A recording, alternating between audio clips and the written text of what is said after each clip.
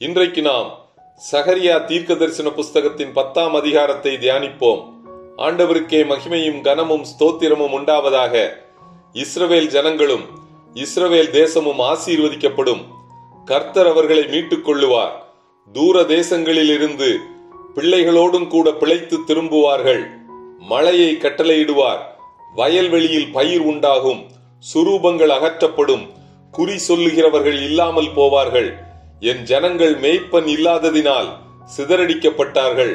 கர்த்தரோ யூதா வம்சத்தாராகிய தமது மந்தையை விசாரித்து அவர்களை யுத்தத்திலே தமது சிறந்த குதிரையாக நிறுத்துவார்.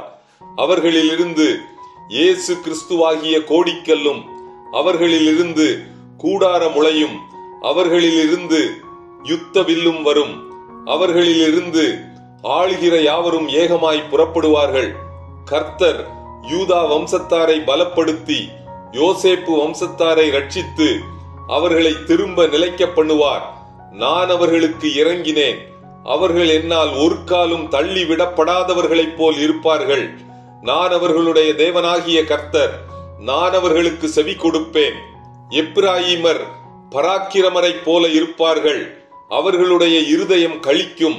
அவர்களுடைய பிள்ளைகளும் அதைக் கண்டு மகிழுவார்கள். அவர்கள் இருதயம் கர்த்தருக்குள் களி கூறும். நான் அவர்களை கூட்டிக் கொள்ளுவேன். அவர்களை மீட்டுக் கொண்டேன். அவர்கள் பெருகி இருந்தது போலவே பெருகி போவார்கள்.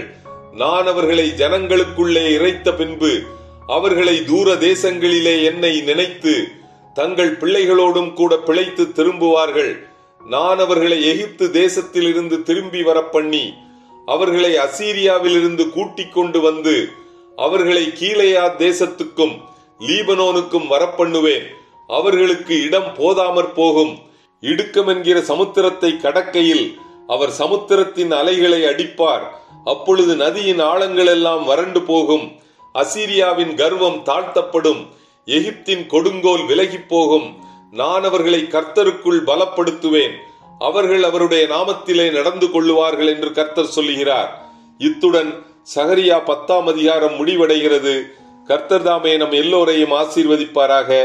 ஆமேன்.